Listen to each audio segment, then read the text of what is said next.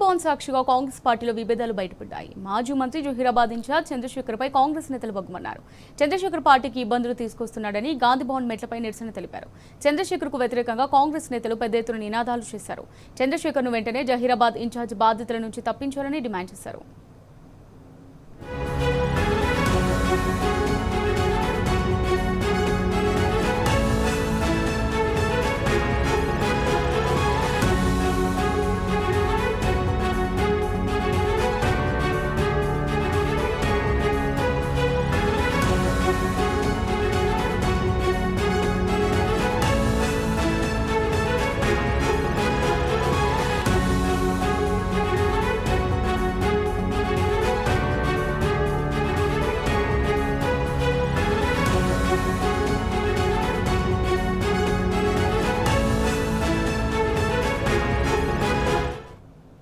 గాంధీ భవన్ సాక్షిగా కాంగ్రెస్ పార్టీలో విభేదాలు బయటపడ్డాయి. మాజీ మంత్రి జహీరాబాద్ ఇన్ఛార్జ్ చంద్రశేఖర్పై కాంగ్రెస్ నేతలు బగ్గుమన్నారు.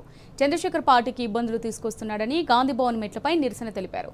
చంద్రశేఖర్కు వ్యతిరేకంగా కాంగ్రెస్ నేతలు పెద్ద ఎత్తున నినాదాలు చేశారు.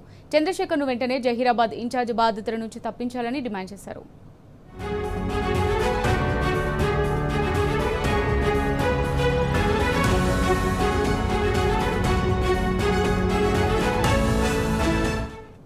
రైట్ గా దీనికి సంబంధించి మరిన్ని డీటెయిల్స్ మా రిపోర్టర్ ప్రదీప్ అందిస్తారు. ప్రదీప్, గాంధీ భవన్ లో జహీరాబాద్ నియోజకవర్గానికి సంబంధించినటువంటి కాంగ్రెస్ శ్రేణులు ఆందోళనకు దిగారు.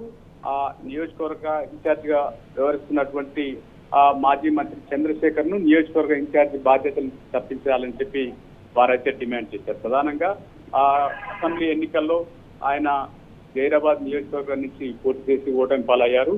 అక్కడ ఇన్ఛార్జ్ వ్యవహరిస్తా ఉన్నారు. అయితే అక్కడ ఉన్నటువంటి కాంగ్రెస్ కార్యకర్తలకు ఆయనకు పెద్దగా సంబంధాలు లేవు. రెండోది, పార్టీ సంబంధించి యాక్టివిటీలో ఆయన పెద్దగా పాల్గొనడం లేదు. తమకు ఏదైతే ఇన్ఛార్జ్ గా ఉన్నటువంటి వ్యక్తి అసలైన కాంగ్రెస్ నేతలకు ఎవరికి పెద్దగా సహకరించడం లేదు. పార్టీ బలోపేతానికి ఆయన కృషి చేయడం లేదు. అట్టిస్తున్నట్టుగానే వ్యవహరిస్తున్నారు అనేది ప్రధానంగా జరుగుతున్నటువంటి చర్చ. ఈ నేపథ్యంలో ఆయనను నియోజకవర్గ బాధ్యతను తప్పించాలని చెప్పి వారైతే కోరుతున్నటువంటి పరిస్థితి. అయితే తాజాగా ఏదైతే కాంగ్రెస్ మండల కమిటీలు అదేవిధంగా కమిటీలు వేసినటువంటి సందర్భంలో ఏదైతే పార్టీలో ఉన్నటువంటి వారిని గుర్తించడం లేదు. రెండోది, ఆయన పెద్దగా పట్టించుకోవడం లేదు.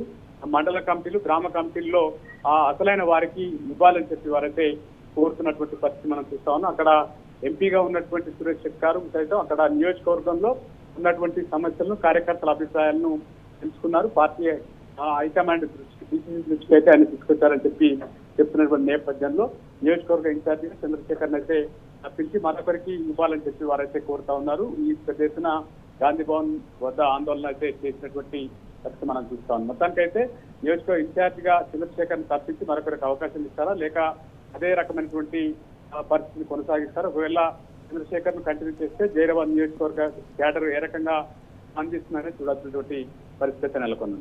Right, thank you Pradeep.